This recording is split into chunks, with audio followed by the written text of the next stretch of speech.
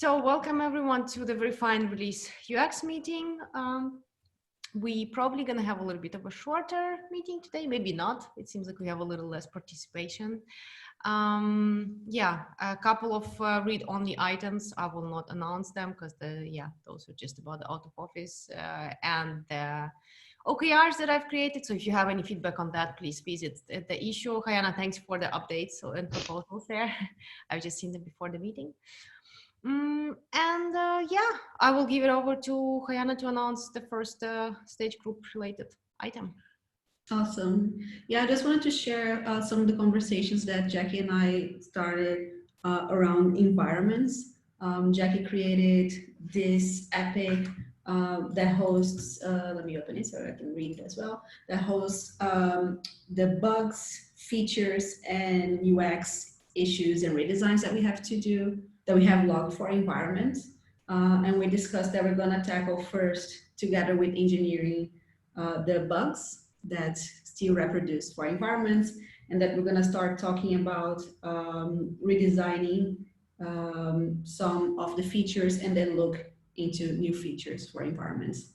And then I added here a link to the recording from our session yesterday, and we identified like 4 themes for what we already have for issues related to environments, which is environments and merge requests. That relates to our OKR for this quarter. The environments list view, improving connectivity of the components of the environments and changing the ways that the environments view work today. We got a lot of feedback from users that they have a lot of problems, a lot of trouble navigating throughout the environments, the jobs lists, the deployments. So this would cover those issues, and also environments dashboards. It's a quite long recording, I would say. I think it's 45, 50 minutes. So if you, I don't feel like watching it but you think this is relevant, I would say just go ahead and scan those items because we already identified some things that cross with progressive delivery, but those are mostly bugs. And we're gonna look again at those issues in the future and define how to start working on them. Another thing we decided is that we're going to think big. So instead of just tackling bug by bug and issue by issue, we want to look at it in a more holistic way, think what would be the best approach, for example, on how to navigate throughout environments. How do we want to show the data about deployments in the dashboard view, and then break this into issues or reference to existing issues. But we want to work on bigger user stories for environments and decide how we want to repurpose the existing issues that are logged. So that's a big heads up, but I think it's also an interesting topic. We know that environments has been we've raised this topic a couple of times. So if you're curious, please have a look. I find this approach pretty logical and interesting. The way how Jackie broke the epic into like the explicit three phases, like bugs, then the redesign, and then the new features. I wanted to ask, like, why did she select this particular approach? But it sounds like it's a big enhancement redesign project for a huge piece of functionality, like environment. Yeah. So probably it makes sense to structure it that way. But I just wanted to complement that split, and I think maybe it's a nice practice to apply to similar projects in future.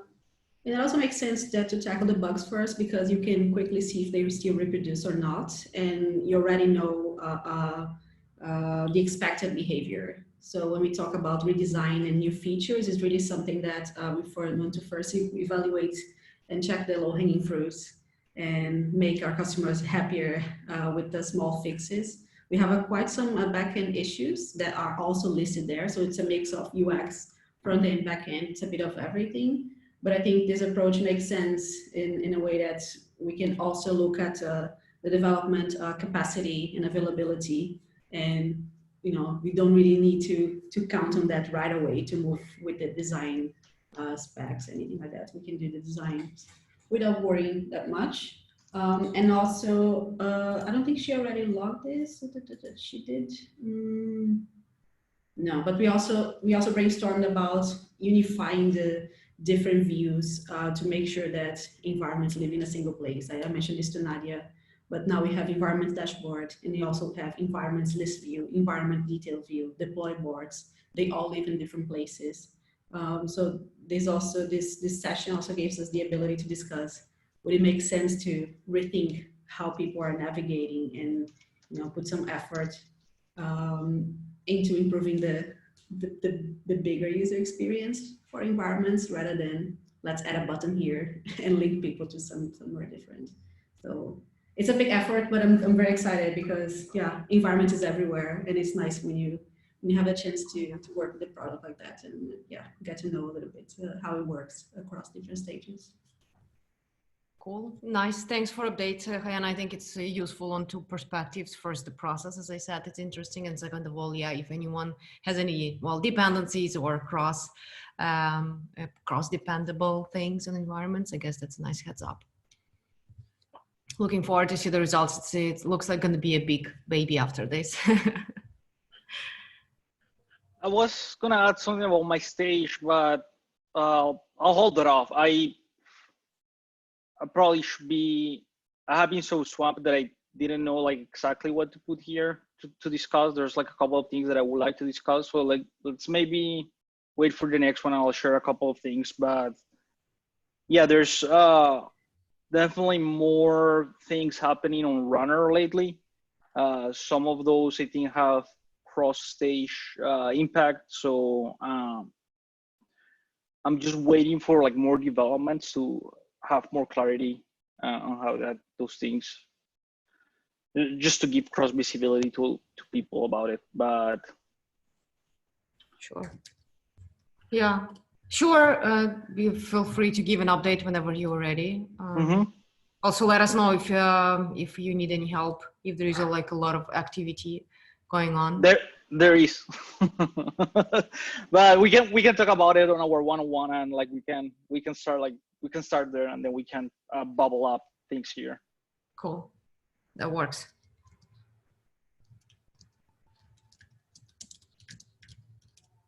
The next one, I think. Wait. Yeah. So we started this week, right, with the UX kickoff for release management. I'm not sure if you guys saw the thread in Slack that we got some positive, but also like questionable, not questionable, that's not the right word in English, sorry. It doesn't translate that well in English, but some feedback saying that, yeah, it was weird that there was a UX kickoff after the product kickoff, and because, some people, they refer to those videos and they need to look at them, the managers, they need to look at those videos in order to make the big company kickoff announcements. And this was already actually a good feedback that we received, and Jackie wants to incorporate the UX kickoff in the release management video. So make one announcement where we don't only talk about what engineering is developing and delivering, but also what UX is planning for the milestones. So we're gonna try that out in 13.2. I'll probably just gonna record a separate video and then we're gonna put it together. But I think it's a nice that we got this recognition that they found it was very weird, but then yeah, it's still valuable. Let's make sure that this part of the broader process, so that we can make sure that we're communicating the design efforts across the company. So I just wanted to highlight that. And I think sorry. That's pretty cool. I might point my PMs to do that, so we do something similar. Yeah, I like that. And I think we have the UX. Nadia merged with this. Let me just add here to the merge request. Oh yeah, that's a good one. Today, here. Yeah, and to your point, Hayan and Juan, I think it would be nice. Yeah, like I can pretty much easily imagine how to combine the two, like, you know, like how, like I see it in my head. It happens pretty straightforward. Like you, product designer records the UX part, and then product manager records the other part, and then kind of like combining it at the end. So let's see what comes out of Hayan's and Jackie's video, and maybe that will be a good example. Juan, if you would like to try that with James even before that, feel free. It would be nice to see how the two different perspectives are working. Yeah. Yeah, I'll figure out that, but I would love to try that as well. One of the things I mentioned in Slack is that it can be challenging because our priorities tend to change. Like the UX priorities are not like engineering priorities, right? You look at the merge request, the issue, and say, this is a 5, whatever. And then you have to deliver it in a way. So that's one of the points I added in the discussion, that I think we just need to be clear that this is the design, kind of like the flexible goals for design, right? It doesn't mean that I have to deliver something by a certain date, but this is what we are looking at. Those are the items we are looking at. And this is what we want to present as in during the kickoff as the items that are aligned with our product direction. It might be that the priority changes, or that we just deliver different design assets. But I think in general, we need to make that clear to people, especially externally, right? If this is part of the product, the kickoff now. Yeah.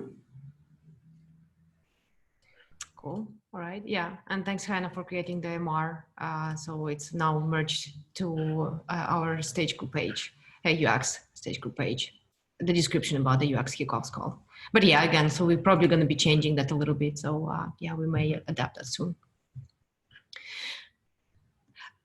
Okay, then was that it for the process and stage group announcement?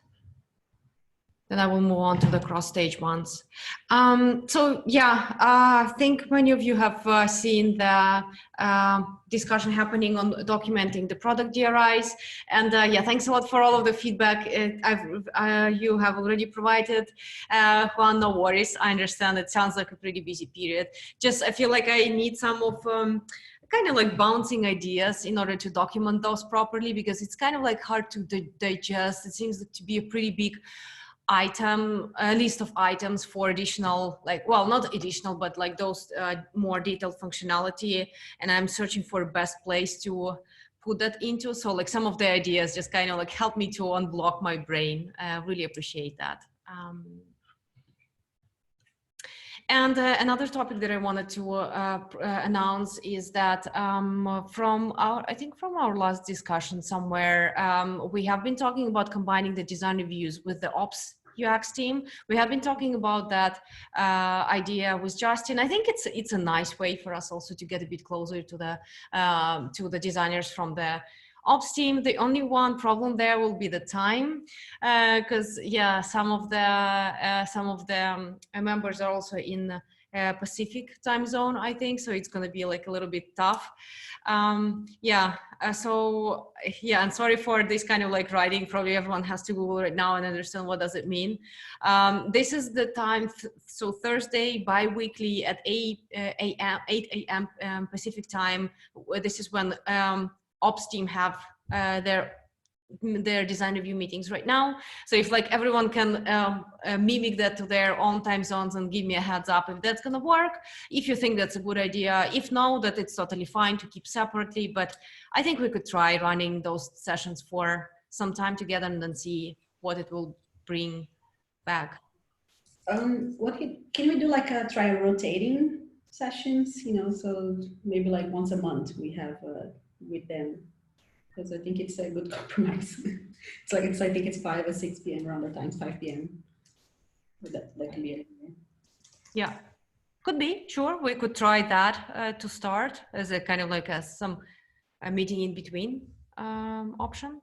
We could try doing one at least, once a month, once in 4 weeks. We're doing them anyway bi-weekly. Others are fine with that? I'm fine. I look at my calendar and I have a conflict, but it's a conflict that it's not a big deal. It's the backlog refinement on the testing group, but that's totally skippable for me every once in a while. So yeah, I have no issues. I see. So it's, yeah, I understand. I see that it sounds like the time is not perfect. Let me maybe try at least like 1 month. We could see, maybe there will be more advantages than disadvantages from the inconvenience of the time zones. We could just try doing that once, and then let's run a little retro, and if we think that it's maybe too much effort, then we can just revert back to the normal time. Cool. It works for me. I think it works. I have no issue with that. Exchange for once every. Let's do this. Okay. And then, yeah, so there was a lot of discussions lately around our support from Verify and Release around the recommendations for the merge requests, user experience improvements.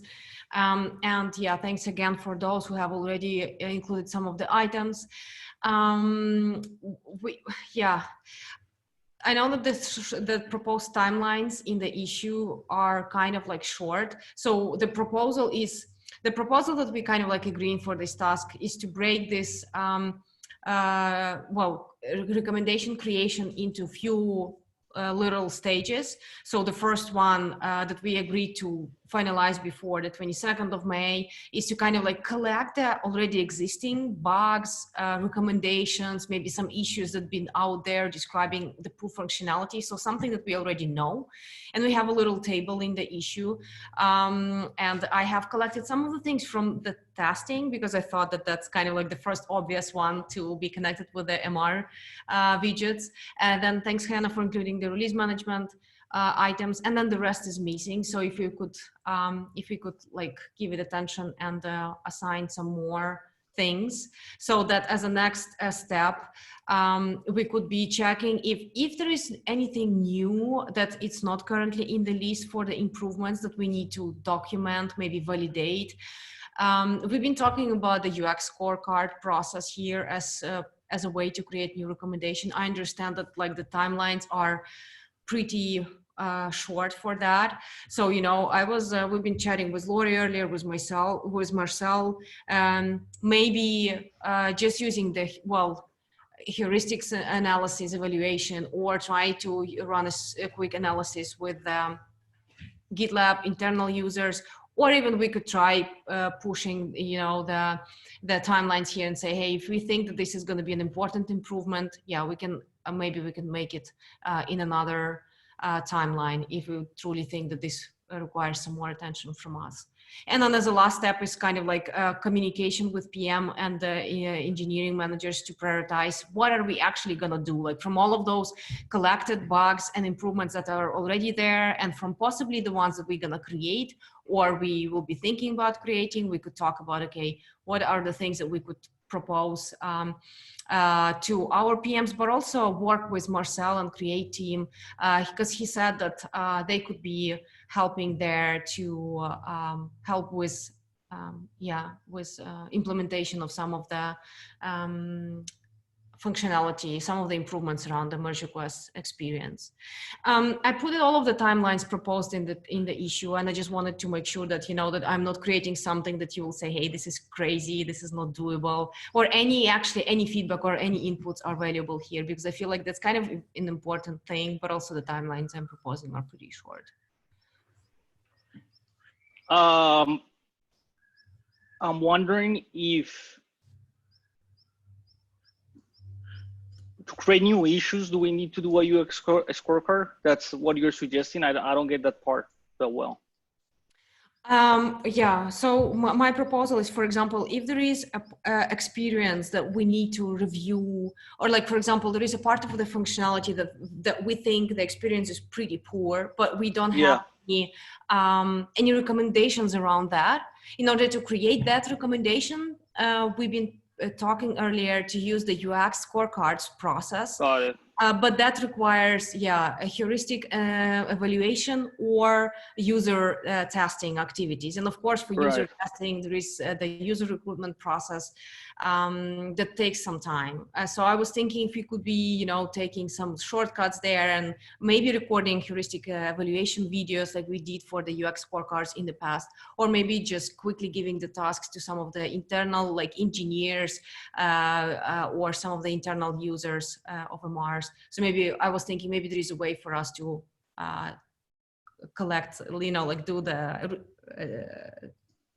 reach the tasks to the tasks in a shorter amount of time. I don't know what you think, guys and girls. No, I think that makes sense. What I was trying to figure, like, there's definitely a handful of testing issues there. I'm pretty sure that if I went and I did kind of like a light evaluation of what I'm seeing, I could add another couple of issues that are like obvious UX problems. So what I was wondering is like, should I just run a heuristic and then create those recommendations, or like for the ones that are obvious, just create the issue and Yeah, Lori, I don't know, maybe you want to jump in here, but for the ones that we think are obvious, like, this is what Christy is often repeating, like, we don't have, I feel like there are some things that we don't really need to validate if we think that this is obvious or we've heard about that a lot. Again, it depends on the case, but I think there are some things that we could just like create as a recommendation coming from our judgment as the user experience professionals. Other things are need to be, of course, better to be run by user. I think we need to look case by case here, but Lori, got it. Yeah, like if we have customer feedback on an issue that we can interpret as feedback into the design process, you probably have a higher level of confidence on what you're creating, right? If you don't, and you're just going by assumptions from your product design, your product manager, or other assumptions, you'd probably want to show it to somebody to get some feedback on it. And then the other thing is the design language. So if you're pulling straight from pajamas, that's been really verified, right? A lot. So those design patterns should be trusted. So if that's the question that you have, I'm not sure if it should be a button or a toggle or whatever, then that should probably be an informed decision that you're making as a designer. So my thing for research is that I'm more interested in making sure we get feedback on the helpfulness and about a feature or function and the ability to successfully use it or complete the task using it. Not necessarily like small little iterations of something. So it's more of a bigger picture. I'm making this new thing. Does anybody use this? I don't know. I'm not the user. None of us are. So we need to make sure we get feedback from them. I mean, but we are the users, right? I will clarify that, like, we actually use GitLab a lot. We do like, use it. I get frustrated with the GitLab things that I'm like, why is it like this? And like, it doesn't serve for I think we just like look at in a different way because we build GitLab using GitLab, but I think like sometimes we are too harsh with ourselves and we don't value our own feedback enough to the point that we are actually GitLab users as well, right? But we have to think about our personas. I'm not a software developer. Correct. I'm not an admin. I do use it. I'm your non-technical user persona that spans a wide variety of people. But that's where I'm saying, like, when I say we're not the users, we're not the personas. So we don't have that background to come into the UI to do those things with. But I get you one. I hear you. I was pointing more to the idea of like, I can go and like have like an internal discussion with a developer from GitLab. And I think his feedback or her feedback will be as valuable as, I mean, you of course need to understand the bias that it comes with, but if you're capable of like abstracting that bias, then there's still a lot of value there. Oh yeah, definitely. No, when I say users, I'm not making any distinction between our software developers and a software developer. Not at all. I'm just making a distinction between myself as a researcher and someone who has to do that job. Totally.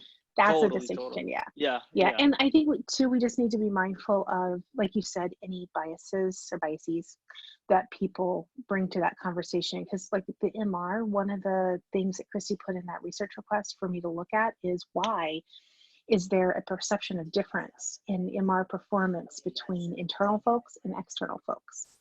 And it's probably those internal biases coming in, like we know what's going on behind the scenes, we're fine waiting for it to do its thing. People who do not know, do not care. They don't want to wait for those things to happen with MR. So we just have to be really mindful that that could happen, that that's a thing that we could come across for sure. Yeah. Yeah, and when I'm saying about the heuristic evaluation, for example, let me give a case where I think that would be like enough. We have been hearing a lot about, and correct me, Lori, if you think that that's a bad example, but for example, we've been hearing that some of the warnings and some of the really big vulnerability issues are kind of like looking the same. So like some of the huge, terrible things that should get a lot of attention are looking similar to like some of the minor little topics. And this is a typical example where I think, yeah, we don't really have to validate if that's a problem with the users, because I think we already have heard about that. And yeah, I think it's also from the user experience perspective, it just makes sense to make those more visible, more explainable, and yeah, and help out to get from out of the situation to the user. And maybe we should also clarify that when we say that we need to validate with users, that we can also use internal customers. We don't really need to go through the whole process of finding people outside GitLab, but that it can be easier if you can get, yeah, an expert in, for example, the delivery team that needs to, check for vulnerability issues in the merge request. So I think that could also help clarify the scope for this effort. And you mean in the issue, right, Anna? To clarify that in the issue. Yeah, Yeah. I will add that.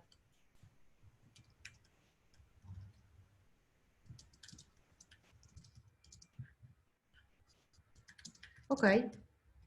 All right. So if there is, if there are any questions, any concern or anything, yeah, let's please come back to me. Let's work on this together. I really appreciate everyone's help here. And yeah, I know Marcel and Valerie's team are also doing a lot of efforts here. So yeah, thanks a lot for any work. This is already helpful. Okay, the next section is the user research. We don't have any topics there. I don't know if anyone, Lori, maybe you wanna give any update. I actually have seen that Sarah just shared what is the new tool for the user research collection? Oh yeah, Dovetail. Mm-hmm. And people are having some issues signing up for it. So I think the consensus is to wait just a few hours. I don't know what's going on, but Dovetail. So that very laborious process that we've been under trying to create insights into the Insight repo is gone. No more. We're actually going to be using Dovetail to conduct the research. Yay. So it records the research. You can take notes in Dovetail. So no more spreadsheet. Long live my spreadsheet. Spreadsheet is dead. And you can tag things in the in your notes in Dovetail, and it will look, as long as you're consistent in the tags, it will look across those sessions and say, hey, you have 5 things tagged like this. You might want to look at that, and then you can use the interface to create an insight, like you tag it as an insight using the platform. So we're going to be starting to store all of our insights in Dovetail. And right now we don't have an API to pull them back out to like back them up. Hopefully soon. That's on Dovetail. But that's what we're going to be using. So it's very exciting. The research team is very new at using it too. So we're all starting at the same level. But yeah, if you have access and you can get into it, I say go in there, start playing around with it. There's a really good page, I think, that Sarah has linked. I'll find the Dovetail page here.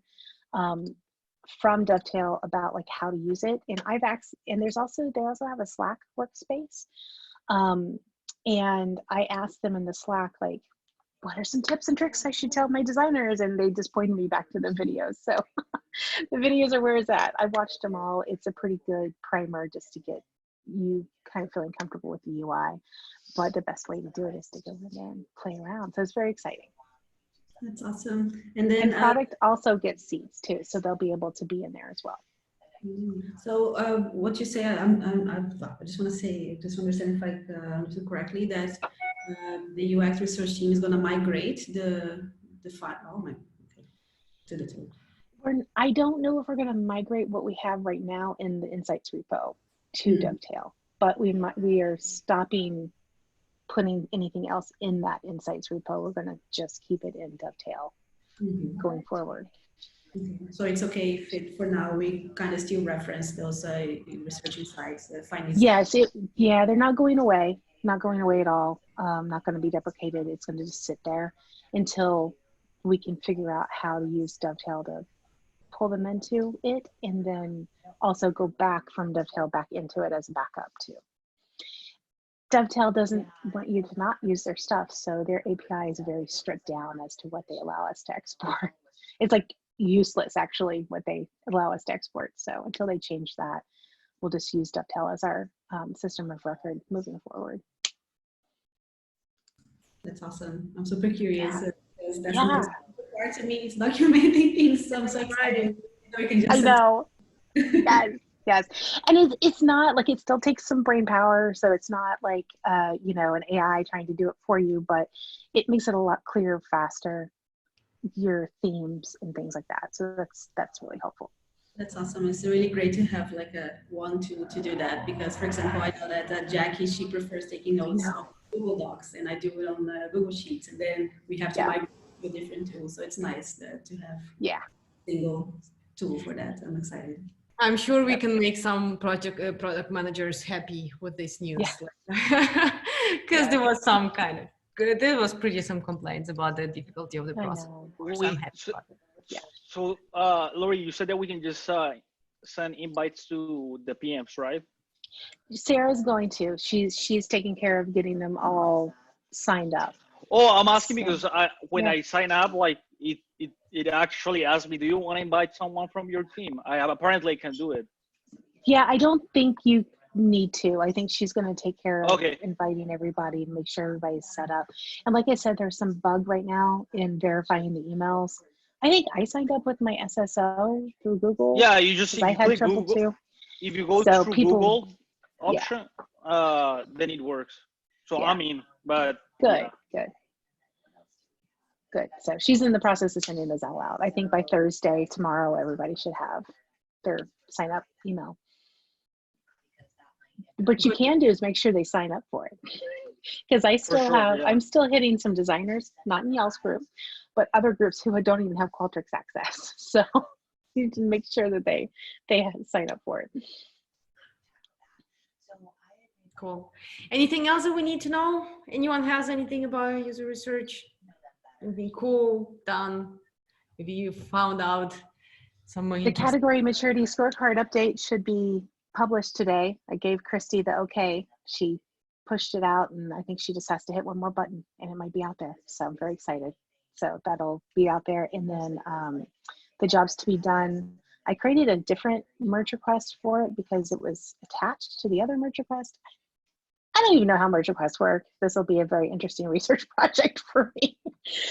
But so I did that, and so there's some information here. I'll share this with you guys so you can have it. It's still a draft. It's not nearly finished, but I'm going to be running that alignment workshop next week with a few people, and so hopefully from there, I'll get more details and I'll be able to put into this merge request.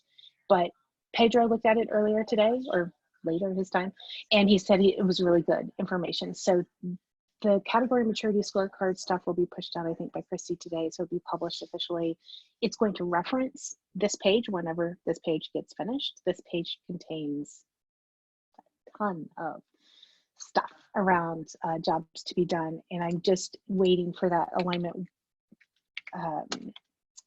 workshop to make sure that what I say on that page everybody's agreeing with, and then whenever we come up with shared definitions and things, I'll update that page, and then hopefully we can push it out too and get that out as the source of truth for jobs to be done.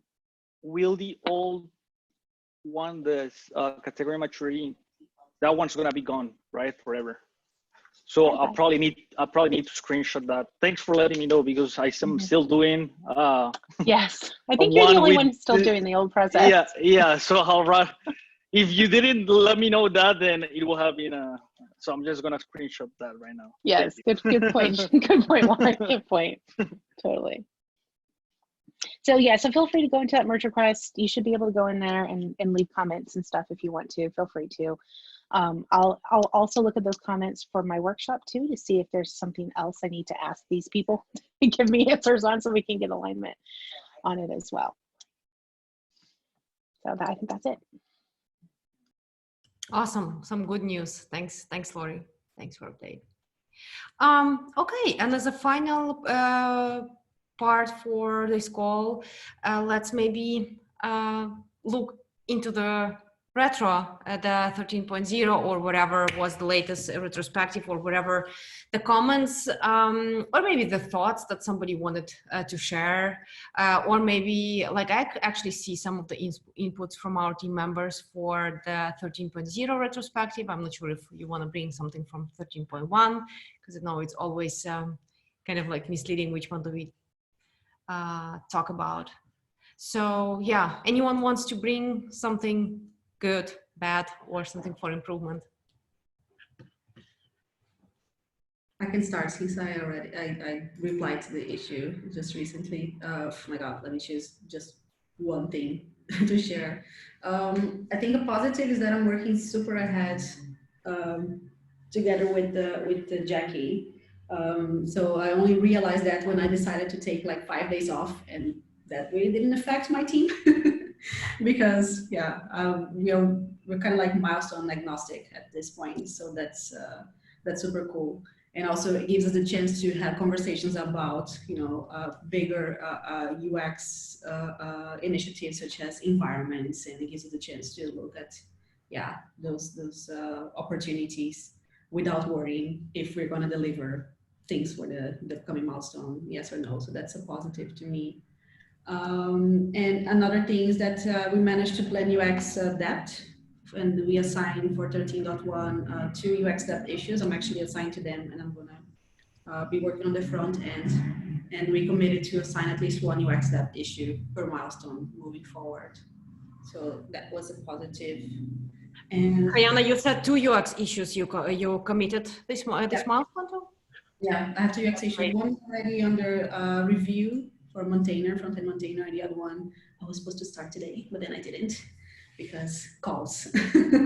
And another one that I think it's worth mentioning, my GDK is working. So I'm happy about that. Finally, after months, the developers, my team, they're super helpful, and I'm happy that I'm unblocked and I can also review things with them more closely rather than just asking them to give me a screenshot or a video recording, etc. So those are the fun ones. So Amazing. I'm jealous about your GDK working. I'm still in process. Well, I just need to give it proper time, proper attention. just have a 2-hour call with someone and let them do, remotely. That's how it worked. Good one, good one. Juan, you're typing something. I'll let you vocalize that.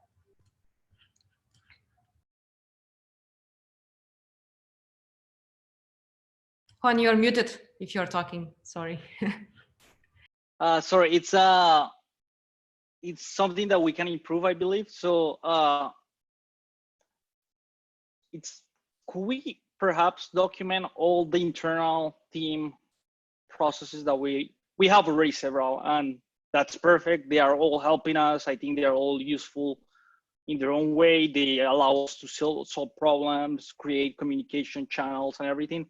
But I feel that now that we have several, I think I'm having trouble to track them, keep track of like, maybe I need to follow up with this thing. Maybe there's this meeting, maybe there's this new product DRI thing that we're doing. Maybe there's this, I don't know, like if we could have a place where we can track them just so we know that what we're doing, and maybe for this particular meeting, for the retros, we can go back and look at that list and say like, okay, what we have been doing, like, is this working? Is this not working? Is this working? Is this like, so we can actually like read through those things as well. I don't know if that Can makes you, sense. I think to make sure that I'm on the same page with you, can you give an example, like which exactly internal processes are you talking Oh about? yeah, so I'm talking about like the meetings that we have, right? So we have this meeting, we have a design review meeting, right? We have the big thing meeting, which happens like monthly, right? We have the product DRI initiative, right? That's another thing. We have the project for like for the team where we are like putting some issues and sharing some stuff. I mean, there's several things that are part of our process, and I don't think we have any of that documented anywhere. I think at this point, all those things live on our brains loosely, and then we kind of like come together. I think the only thing that it's basically tying all these things together, it's our calendars, and I don't think that's pretty good. So you mean like you need so like, because when you said document, I'm immediately imagining like handbook pages, but maybe what are you saying, like you need a place to come back to all of those issues or like tasks that are sitting out there, so maybe we could start leveraging and bring back to use our CI/CD board, CI/CD UX team board or something like that. Yeah, the MVC could be a document in Google, but like just kind of like so we know all the things that we're doing, you know, and then we can come back at the end of the release and say like, did we ever touch base on these, you know, or like, are these meetings being useful, you know? Because I think that we never get a chance to talk about these things if we're not seeing them all together. It's just like a logistics thing that has been bothering me a little bit, because I feel that we're too scattered around, you know, and like I feel that the only thing that it's putting this together for me, it's my calendar. So yeah, I don't know if that makes sense. It doesn't. To me, it sounds similar to what the dev team does, like with their weekly updates or something like. But I find it very granular that they list everything that they're doing and the videos, and kind of like in a Google Doc, but for the team updates. But I reckon that we have a bunch of different pages for each group. So we have a release UX strategy, a verify UX strategy, and within each page you have meetings and what we think it's important. Right. Maybe we can concentrate like the share things in an umbrella page, and then just have the detail of how I want to work with my team, for example, in my team page, you know, in the release UX strategy, if I understand correctly what you're saying. Yeah, maybe we could start with a page with just the meetings, right? So I think that could be a good start, because like we can include all the meetings in which the people of this group are relevant. So there's office hours, there's like the teams, this particular team meeting that we're having right now. There's the reviews, there's the ones that I have with my product managers that maybe you guys don't have visibility to those, but like they are important for like the big picture.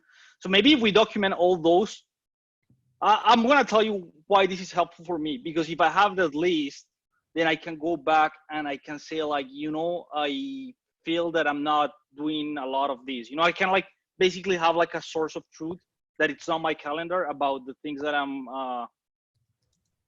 and it's just kind of like another tool. So at the end of the month, we can just get together and say like, do you feel that you're getting value out of this? You know, is this helpful? Is this not helpful? You know, just so we can look at something, not like trying to pull that out of our minds. We can start with meetings, then we can start adding other stuff. Sure. No, I think that's thanks. I think that's a really good feedback, and I understand where this all comes from. And what is available? Yeah, because indeed there is a lot of things that have been introduced, and like things that we started doing, and it's important to have some sort of overview of that. I could definitely go through all of our UX pages in the verify and release, collect maybe those sessions that are connected, and then maybe that's up to each of the product designer to document the sessions that are happening in specifically your stage group. And yeah, maybe I'll probably just also open an issue that will be connecting to that, so you could help me to collect all of the other things that you're missing, Yeah. documented. Because yeah, maybe for me it's all so clear because yeah, I'm creating those things or mostly keeping an eye on them. But yeah, I would like to really understand what are other things we could include. So I will add those 2 action items for myself. Just, I think one that's a thing- really great idea, Juan, because I'm also seeing struggles across the silos, Right. the stage groups that like I don't like now that I'm out of package, I don't know what they're doing. And it, Oh, there's got this will to be a be better way to stay up to date with it, right? for you. It will be super helpful. If it's helpful for me, I gotta imagine that for you, it's 10 times more helpful. Totally. Yeah, you know what I don't want to do is like what I just want to avoid is like me missing things that need my input, you know, because yes, we have Slack, and yes, we have like to-dos in GitLab and everything. But if I can just go and like look at something and say like, you know, I don't think I have been paying attention to this particular process, you know, then I can go and like just look if why I'm not doing that. I can just like realign myself against that. Thanks. I think this is super important, and thanks for bringing that up. Let's collect let's correct the situation. I think that's pretty easy to do. I'll take the few steps. So I'll make for us a place where we could talk about what are other things that we need to document, and I will also look at documenting the meetings that we have as a first step, and then we can take it forward from there. Thanks, Juan. Any other nice ideas like this, nice improvement points, or I don't know, anybody wants to share something good, bad happened that we all can learn from?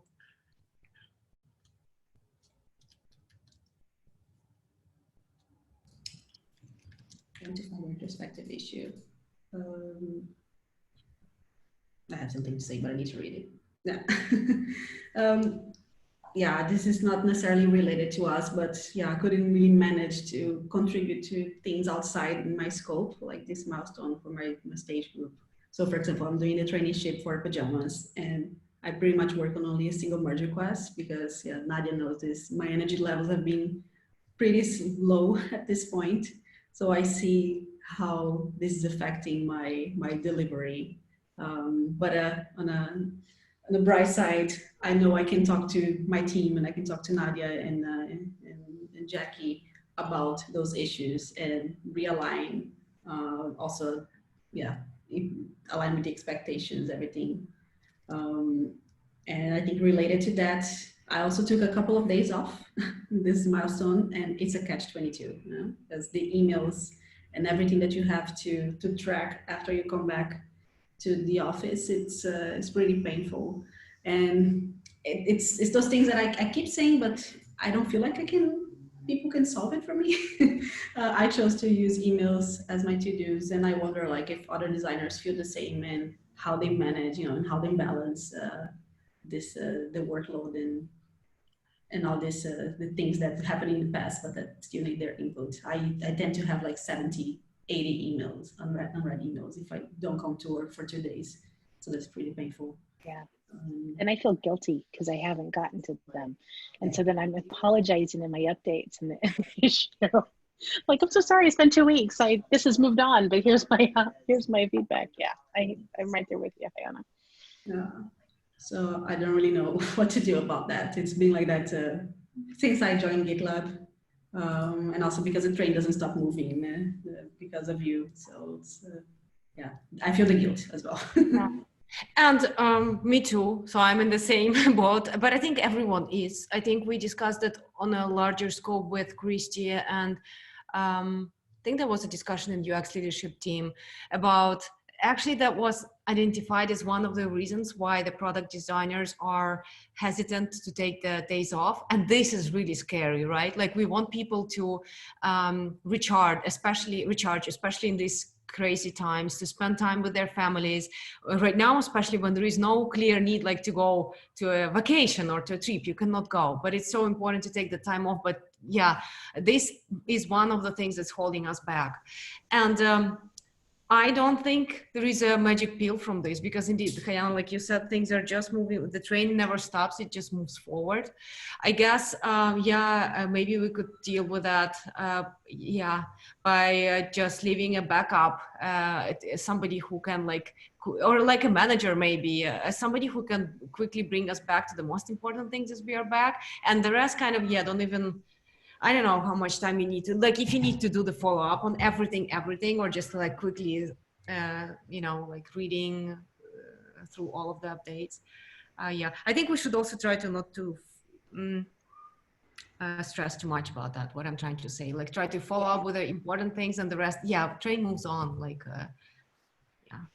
Yeah, one of the things I learned over the years is that the role of a UX backup, it's really like honorary role, right? I don't expect, for example, that Juan's gonna take over my tasks. Those emails are gonna be there. Those tasks are gonna be open because by the time I'll come back, he's probably ramping up on a specific issue and specific topic. So that's another point where, I can probably get like a status update on things from my backup.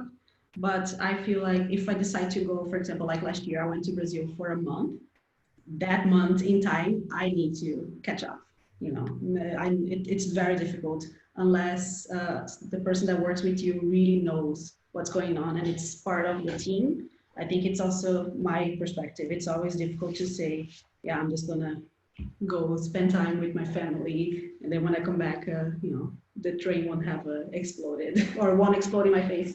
So that's my personal feeling about it. But I'll just take the time off anyways, and then I come back to the.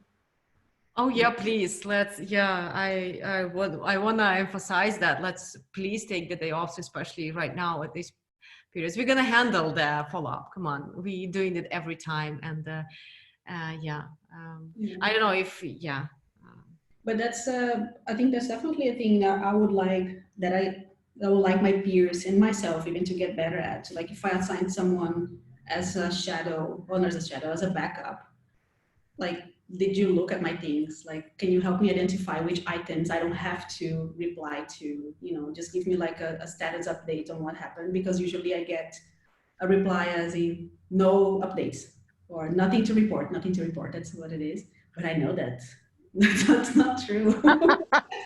And I wonder if, like, I fill that out in PTO Ninja, and I think, like, I've gotten a notification from, like, Sarah, like maybe she goes out and she just puts me as part of her backup, but I don't get access to anything else. So, like, I don't feel like that propagates out throughout the system to say, from these dates to this date, this issue update will go to this person, or they will be pinged, I guess, and additionally on that update. So it's almost impossible for me to go and follow up on anything that she had on in progress.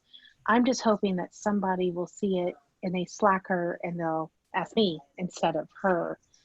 But I don't think they do. I think they just say, oh, that's okay, I'll just wait. And I'm the only American on this phone call, so we just don't ever take time off.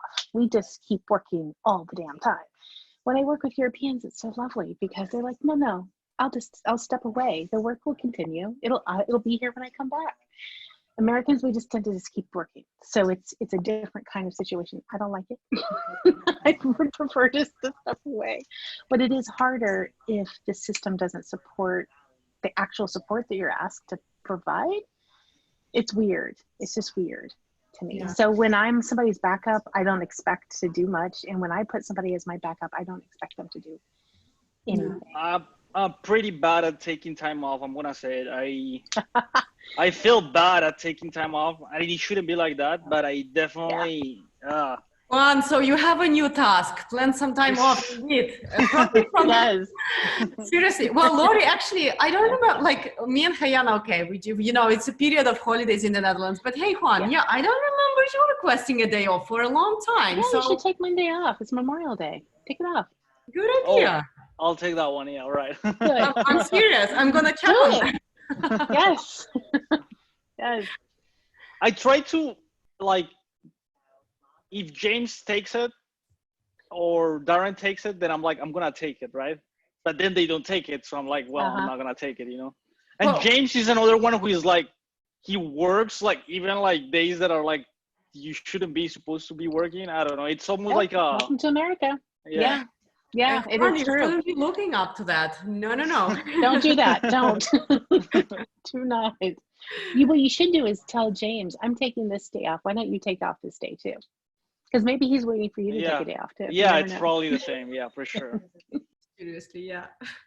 Um, All right. Well, we are at the top of the hour, and I'm having a meeting to go to right now. So thanks a lot for all of the inputs. As always, I really much enjoy these calls.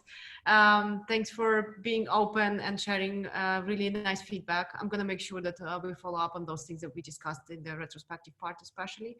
And yeah, let me know if there is anything that I could be helping with.